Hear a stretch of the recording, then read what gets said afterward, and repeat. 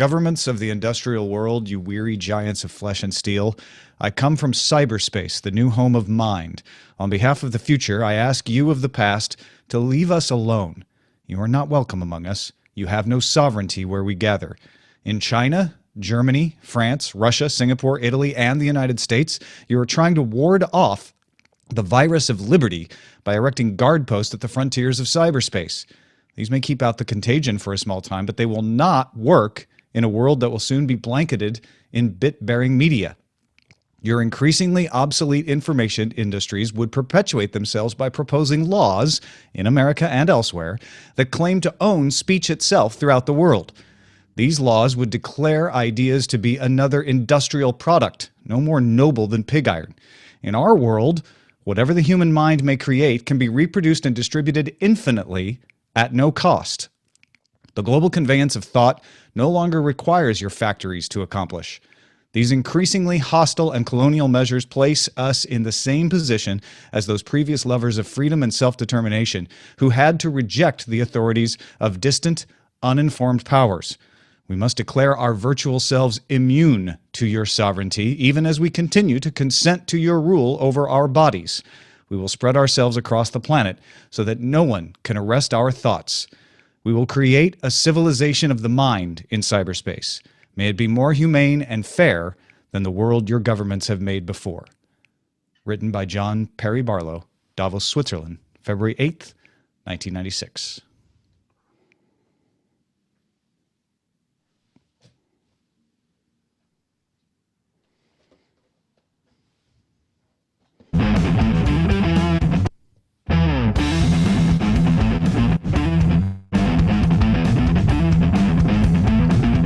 This is the Daily Tech News for Monday, February 8th, 2016. I'm Tom Merritt. Joining me today, Ek from Hockeybuzz. Eklund of Hockeybuzz.com is with us to talk about a big change of CDNs at the NHL, as well as celebrate the 20th anniversary of a Declaration of the Independence of Cyberspace. How you doing, Ek?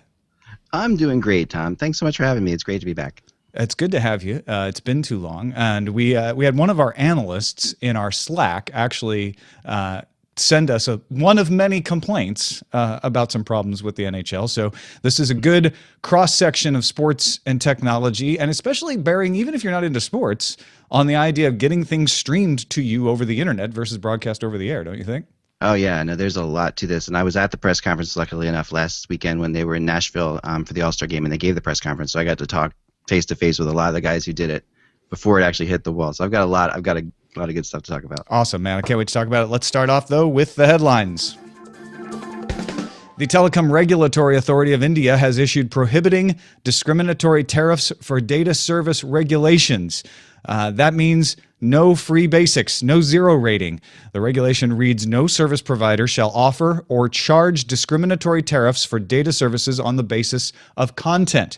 In other words, Facebook's free basis can't provide some parts of the internet for free while leaving the other parts to be charged by the ISP. Thanks to starfuryzeta for posting this in the subreddit.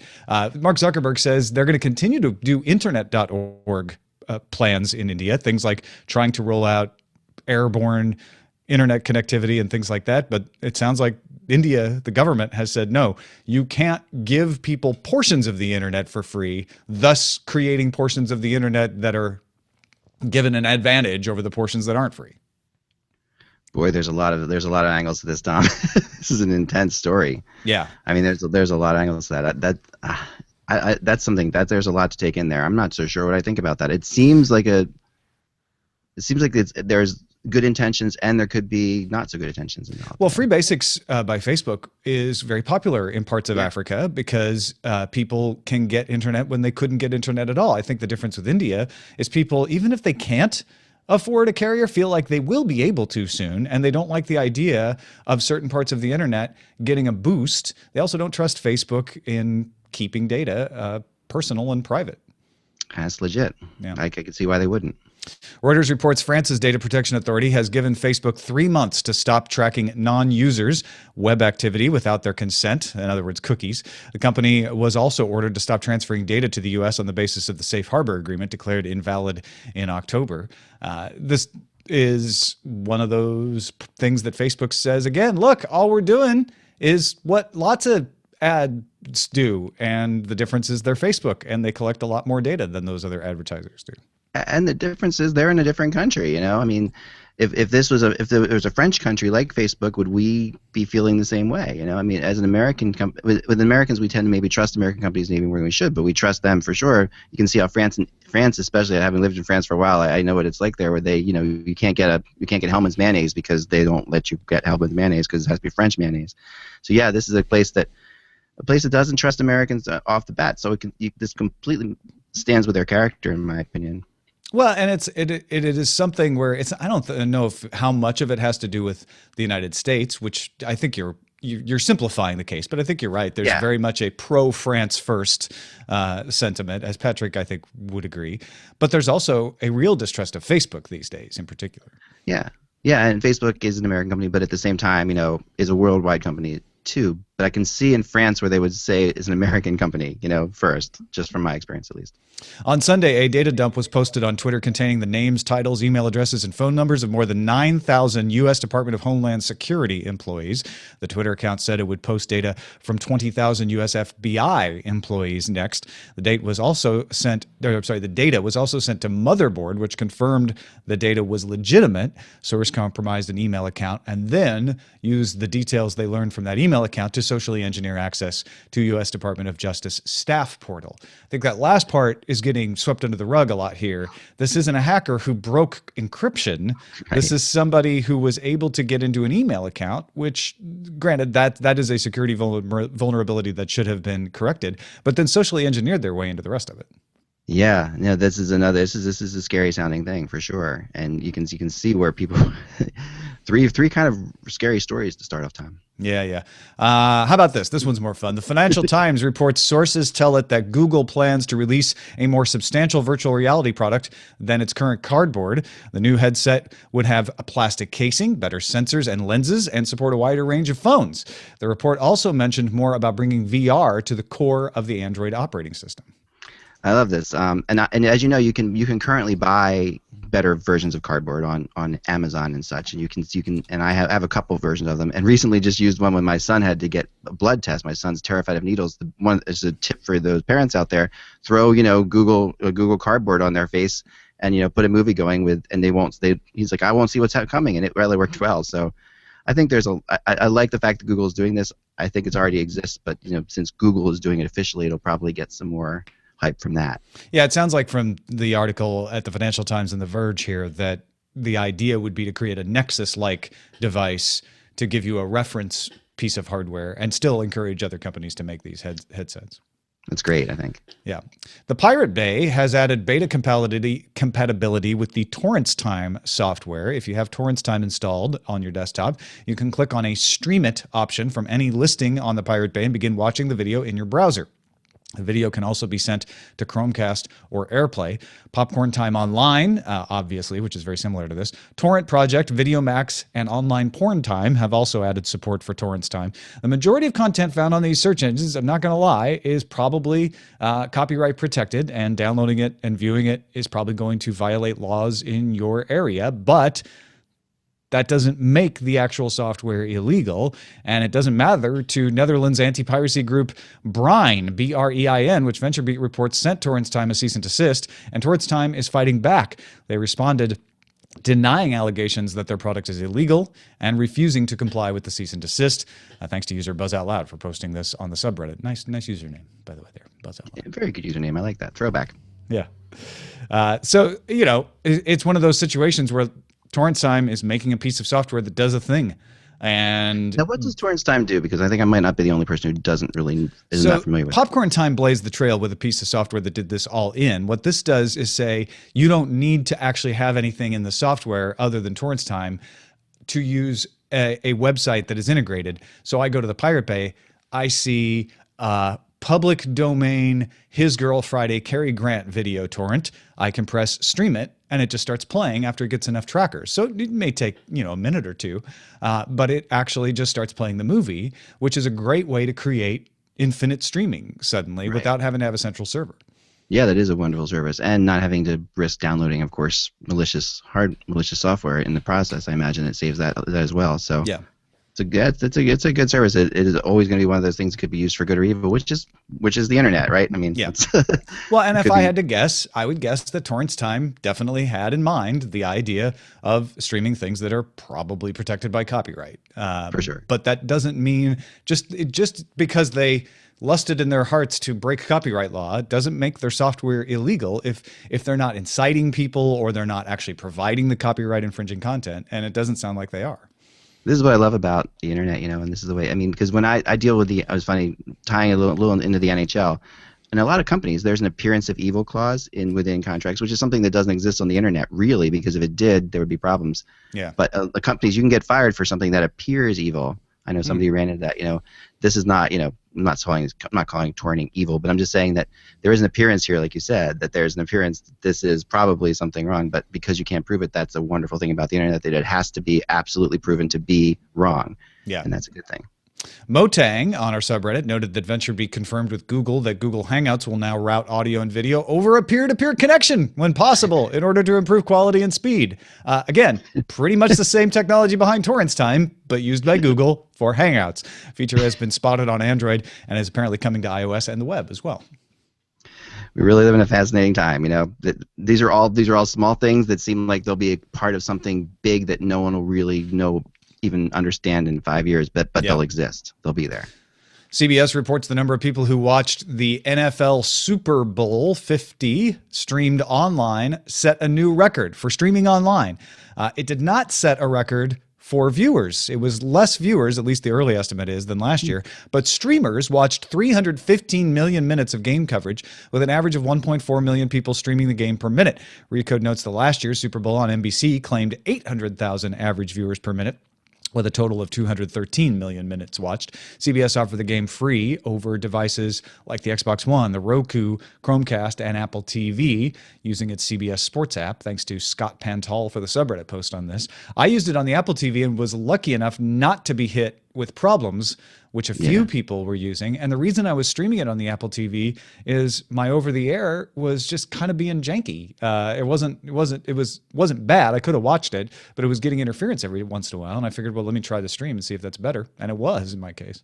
Yeah, we had it in 3 different places, actually, in 3 different ways. We had it over the air and on cable, and we had it streaming in the other room too. So, the thing I think about this year versus last year was it was a lot better. The streaming was better, the technology was better. Last year was further behind too, which is a really big deal when you're actually watching, when you're trying to play along with Twitter or what have you. With the game last year was a good 5 minutes behind. This year it was close enough that you could play along with your second screen. But yeah, bearing on our discussion topic today, it does show that streaming video still isn't perfect. Like, it's not a dead simple replacement for over the air. It is interesting to me, though, that the most valuable broadcast on television, certainly in the United States, people are willing to just give away for free on the internet.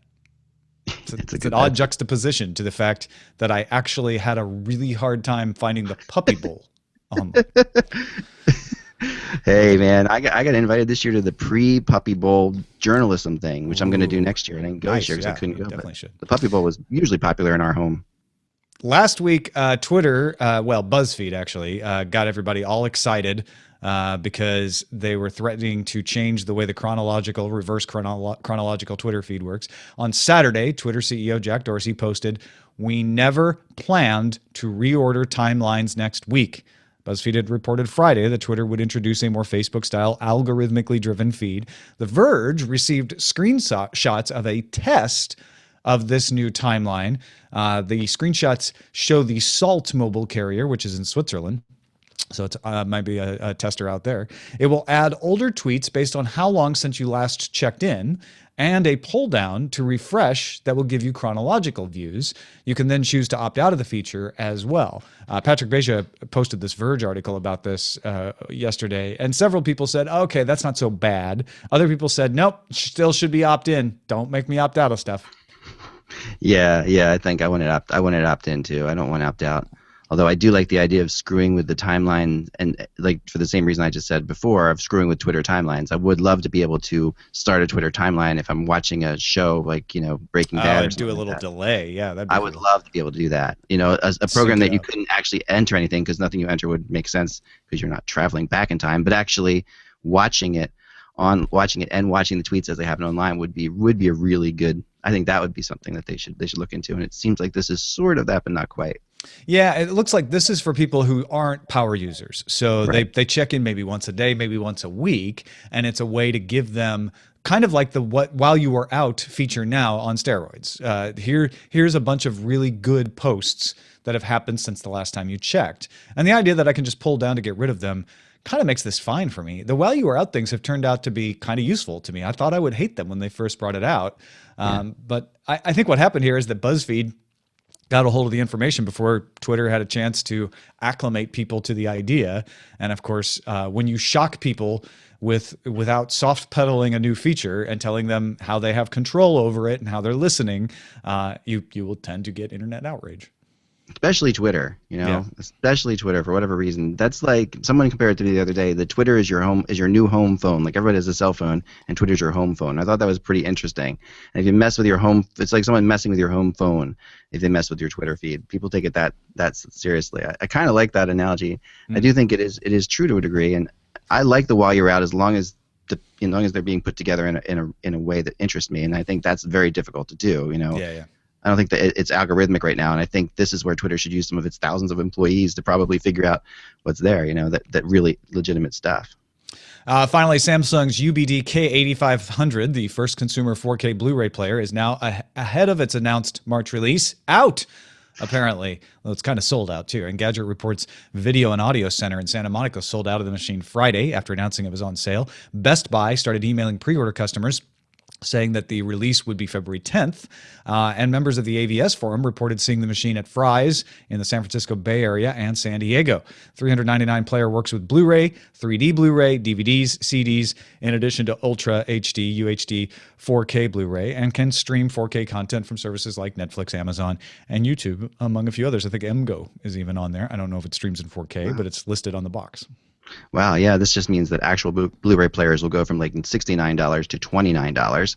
Everything in the back end history, this will now make everything less expensive. It's exciting that it's coming out though. I'm a real big 4K fan, so I'm looking forward to this. $400 a little much for a streaming box, which is what this is right now. There are no 4K DVDs for you to buy yet. Right. No 4K Blu-rays for you to purchase as of yet. There's only going to be 2 out within the next couple months, but you can get some 4K service from the streaming providers. It's an early adopter thing. If you're willing to spend more money than you should just to be able to watch it now, well, then you can get this.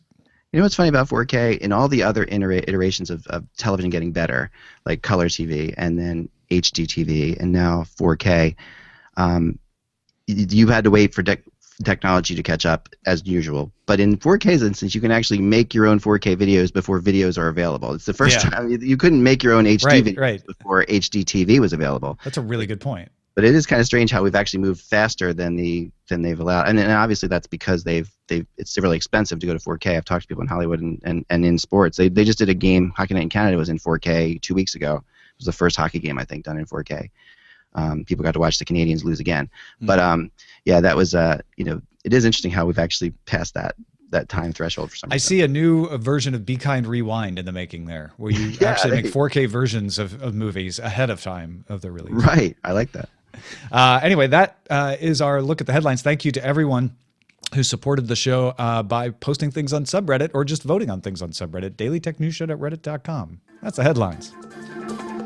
All right, so last Tuesday, after the All-Star break, the NHL decided to relaunch Game Center. It's no longer called Game Center. It's NHL TV. It's being taken over by BAM, formerly MLBAM, Major League Baseball Advanced Media. They are the hosts of MLB TV. They're also the hosts of HBO Now. They host a lot of video.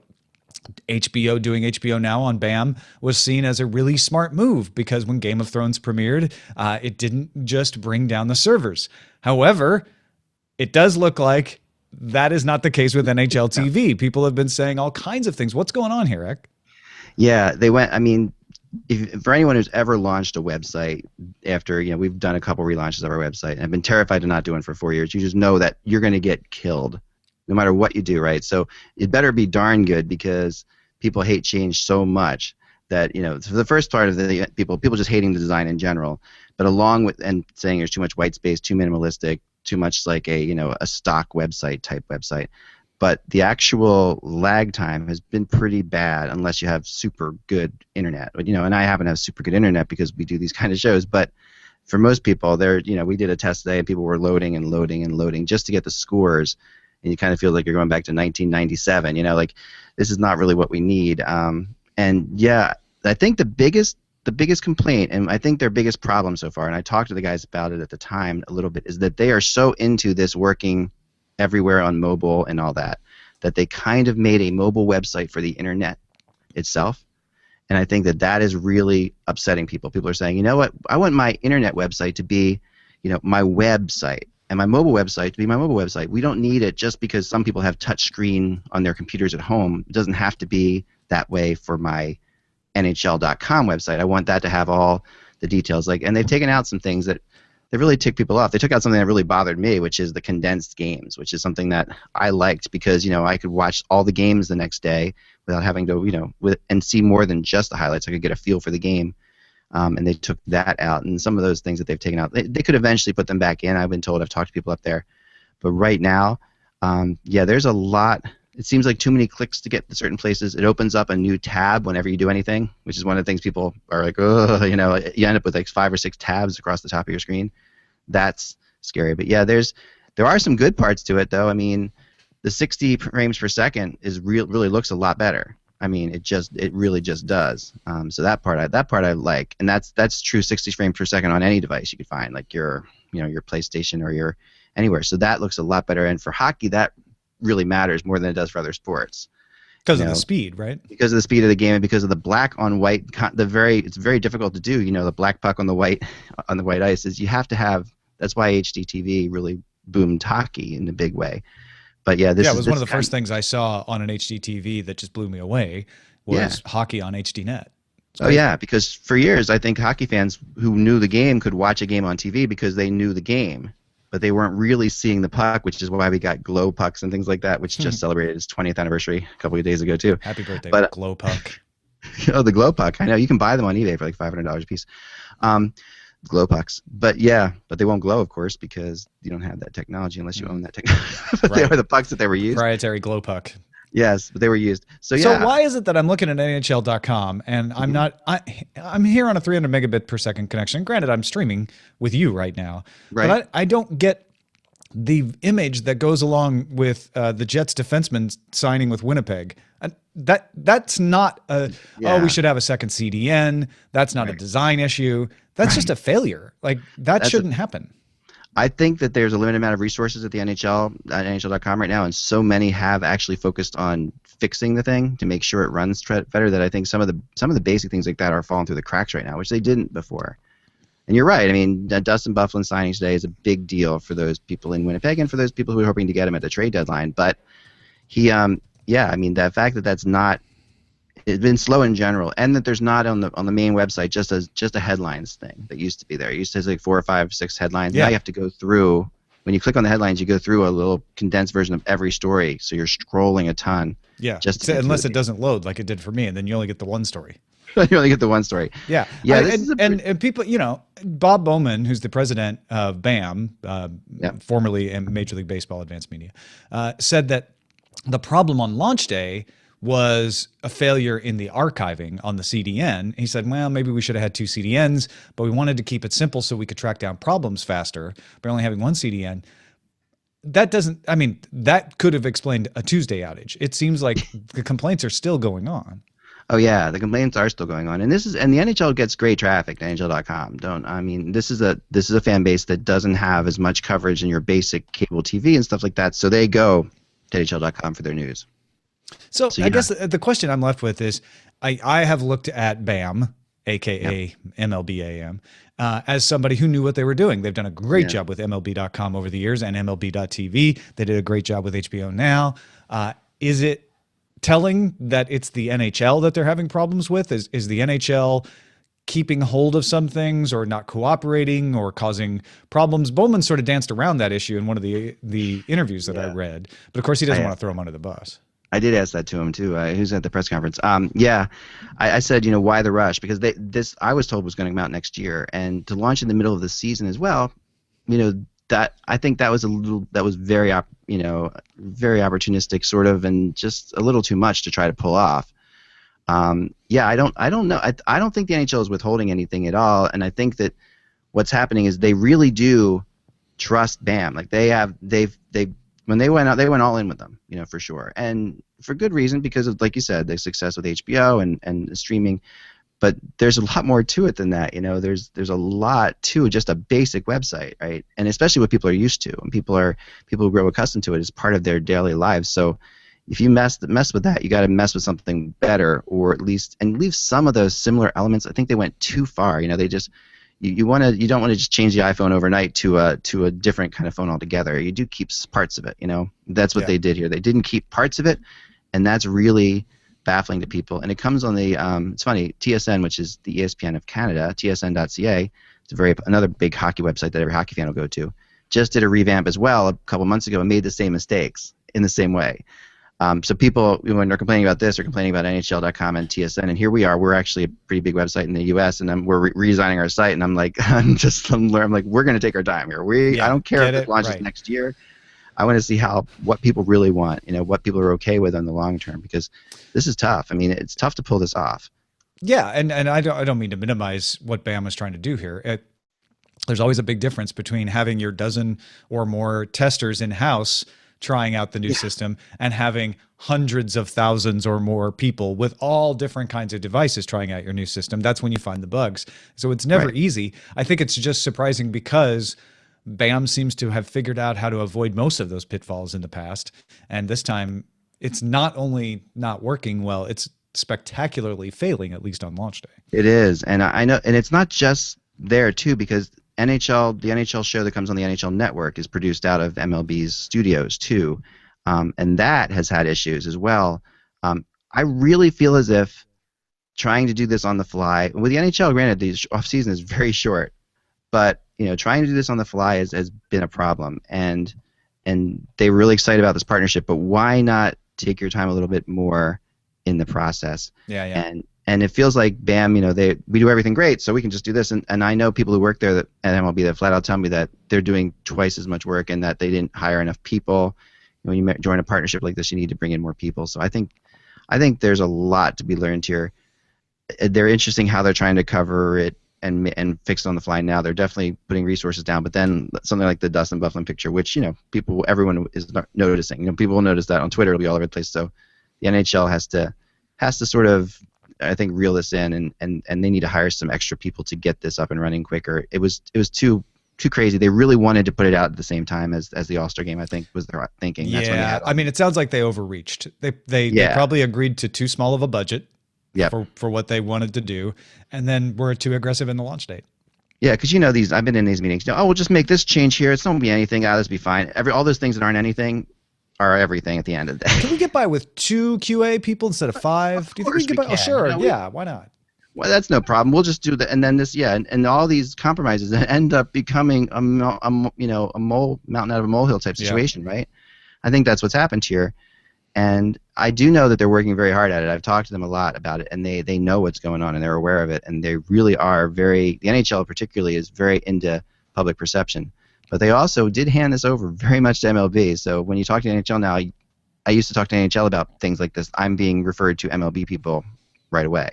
Talk to this person. They're in charge. They're the ones doing it. All right. Well, let's get to our pick of the day. It comes from Nate Langson of Text Message, as well as a top-tier tech reporter in his own right.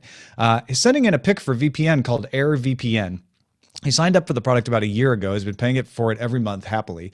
He wanted a VPN service that allowed him to use port 80, which may not have been so he could access something online over Wired's corporate network. This worked well at the time, and since then I've taken advantage of the fact that configuration options are extremely numerous, offering multiple simultaneous connections from multiple devices, multiple servers in many countries, no bandwidth limits, and support for OpenVPN, as well as SSL, SSH, and multiple other features. Well, I've been a very happy customer, and the service does exactly what it says in the box.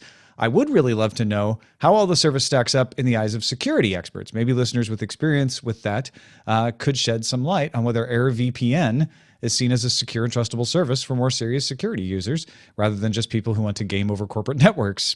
or not. So there you go. Air VPN might be worth checking out, but take a look around, see how it works. And Nate is wondering if he could use it as a security device as well. So if you have any insight on that, let us know. Feedback@dailytechnewsshow.com. You can find more picks at dailytechnewsshow.com/picks. Mike had just listened to the discussion with Scott on Friday about Amazon stores, or on Wednesday, and it reminded him of an email. Imagine this. You go into an Amazon store, ask for a specific book. The assistant tells you they have it in the closest distribution center, and if you'd like to have a free coffee while you wait, the drone will bring it to the store shortly. Wow. Having worked at Borders Bookstore for a long time in college, sure, maybe. I mean, I can just imagine though, as an employee, has the drone arrived yet? Nah, the drone's not here yet. Tell them the drone will be here soon. Yeah. Yeah. Where's the drone? I don't know. It says it's here. I don't see it. Here, the drone just got here. Yeah. Tracker says it's right here, but I don't know where it is. Yeah, I don't see the drone. Someone stand up there and look look for the way drone. Up there? Yeah, no, that's eBay's drone. Yeah. Daniel Hoffman, recently relocated from Cincinnati to St. Louis, was thinking about the discussion from Friday about virtual reality and says, is the VR Unreal Engine editor basically a WYSIWYG editor for game creation, virtual environments? Could it bring 3D environment creation to a more general audience? Depending on the execution and the hardware costs, I see a demarcation of game creation happening much like web development. In the early days, you had to know HTML and how to manage servers. Now it's as simple as Squarespace or even just a Facebook page. I'm interested in what Scott was saying about the object-oriented databases. What if instead of writing code, you just stacked blocks and ran lines together? Kind of Minecraft-like, the way he describes it there. Make your own VR world. That would be awesome. Yeah, I mean, I've been waiting for that for a long time. Even with mobile apps, it would be wonderful to have a really good mobile app, WYSIWYGs. I know they're out there, but that would be interesting in this environment. Dan in San Antonio, Texas, and several other people, he was the first one I saw. Actually, I think he was the second one I saw, wrote in to say, hey, when you were mentioning that the catalog companies had stores first and then catalogs, you're wrong about Sears. Sears started as a catalog company and opened their catalog locations to serve small towns that weren't served by big department store retail like Macy's. The reason this piqued my curiosity, said Dan, to go out and check it out was because of the many references by my elders of the dual use of Sears catalog pages. In the current catalog, you could browse them to order other products, but the expired catalog pages were often used in the little brown shack out back for another purpose. Do you remember the Sears catalog? I do remember the Sears catalog. Oh, yeah. I mean, that was, especially around Christmas, that was a huge deal. The Sears catalog, the Montgomery Ward catalog, the JCPenney Wish book. Kitty City? Yeah. Kitty City catalog? We didn't have Kitty City. We had Dillard's, though. Oh, yeah, Dillard's, okay, yeah. So, yeah, I mean, I would just stay with that Sears catalog, circling everything I wanted for Christmas forever. Yeah.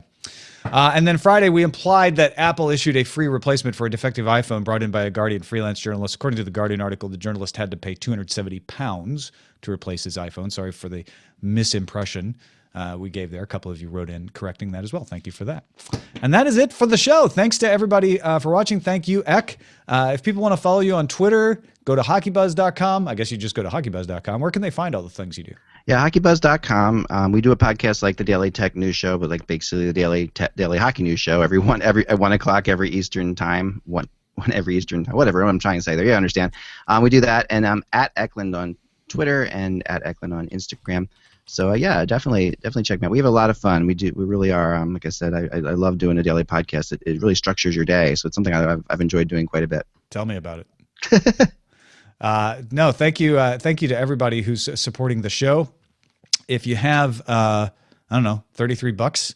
That's how far we are from being halfway to our next Patreon milestone. And Peter Wells has promised to do 2 example episodes of Day 6 of DTNS this month. If we get halfway, that would also get you access to the treasure chest folder with full pre and post show recordings and the best of pre and post show by Rich from lovely Cleveland. Just give $5. If 6 of you gave $5, we'd be at that point, and you'll get your February 15th episode, Day 6. Do it. Yeah, I don't think we're gonna have a problem getting there. But thanks to everyone who supports the show. It means the world to us. dailytechnewsshow.com/support. Our email address is feedback@dailytechnewsshow.com. You can give us a call, 512-59-DAILY. It's 512-593-2459. Catch the show live Monday through Friday at 4:30 p.m. Eastern at alphageekradio.com and diamondclub.tv. And visit our website, dailytechnewsshow.com. Back tomorrow with Patrick Beja. We're going to talk to him about bandwidth. Talk to you then. This show is part of the Frog Pants Network. Get more at frogpants.com. Diamond Club hopes you have enjoyed this program. Excellent. No pun intended. Excellent. Yeah. Pun intended. Oh, that was fun. There's your title for the show. Excellent. Excellent. Yeah. No, that was not intended, but it was perfect. I appreciate it. I'm going to stop the audio stream for a moment because I had a little difficulty on my end, and then I'm going to start it back up again. So do not panic.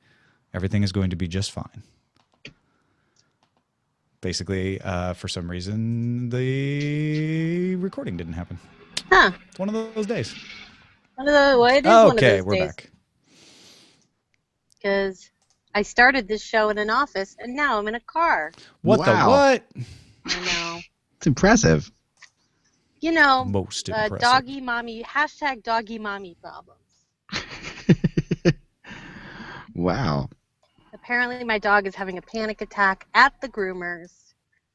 So, You look very fashionable, Jenny. So what I picture Thank there, you. Jenny, is like he's got everyone hauled up in a closet. yeah, He's right? like, don't anyone move. You're not grooming me. No chance.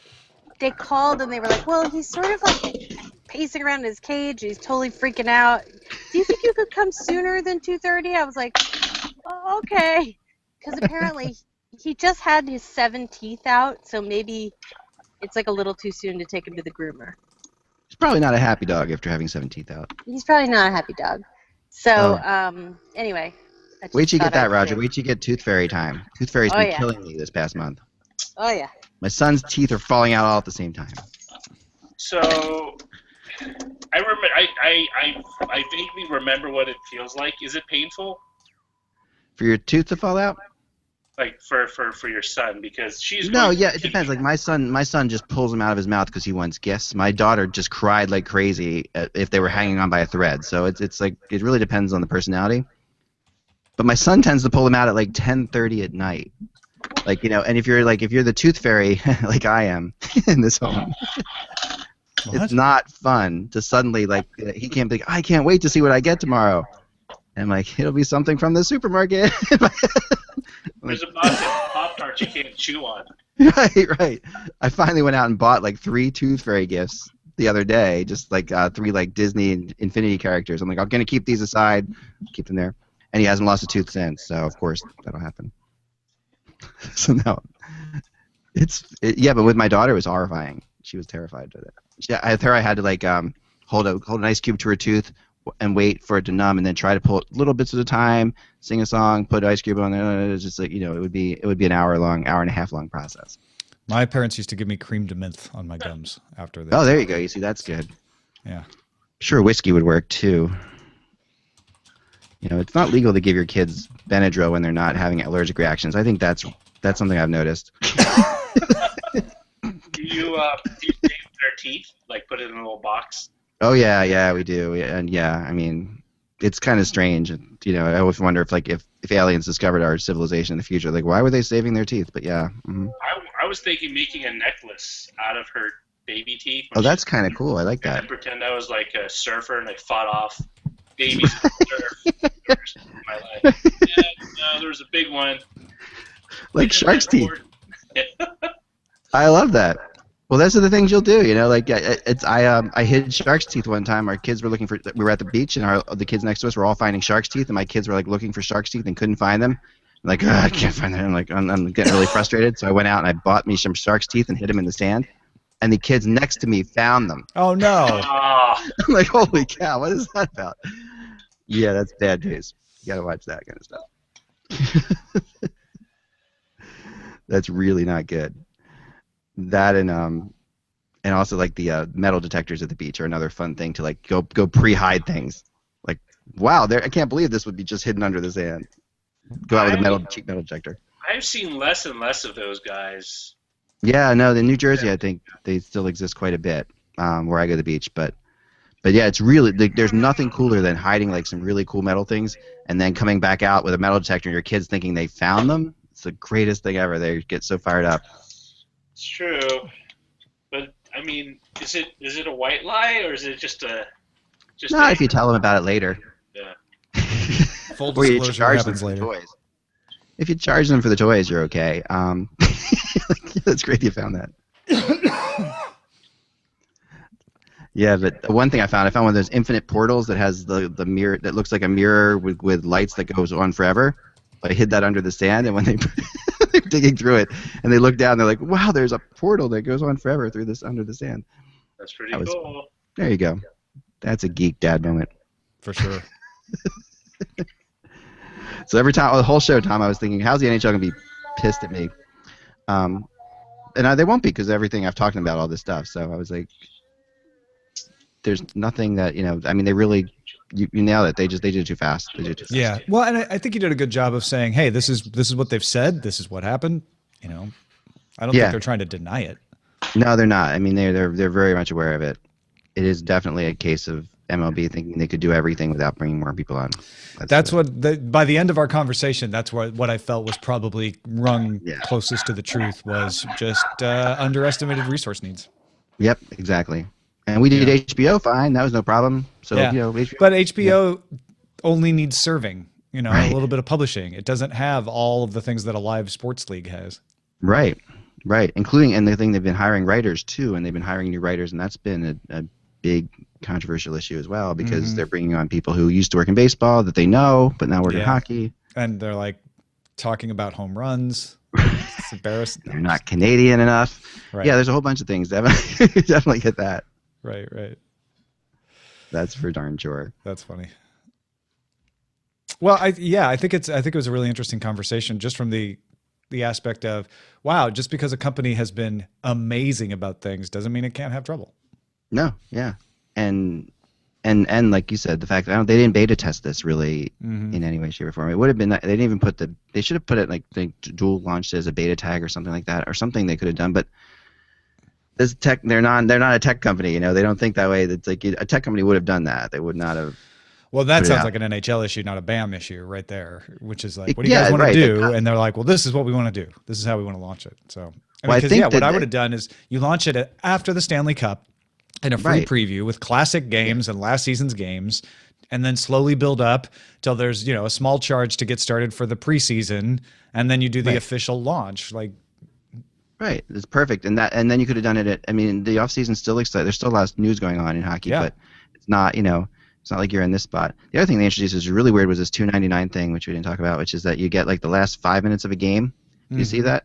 Yeah. Very strange. And the overtimes and the shootouts only. Yeah. No, that's and weird. That's not how hockey works. No. That's basketball, perhaps. Maybe. Basketball's more along their lines. See the last 5 minutes. Yeah, no, I want to have the Blues on in the background. Right. You're not just keep an eye on it. And I went up to them and just in my cord killer self, I went up to the guy and I'm like, so does this mean we're gonna be able to watch in-market games now? Come on, right? And he's What's like, holding us back? No way. He's like, nah, not quite, not yet. I'm like, why? Why in Canada can they? Why can't? And I really just went hard at him for that.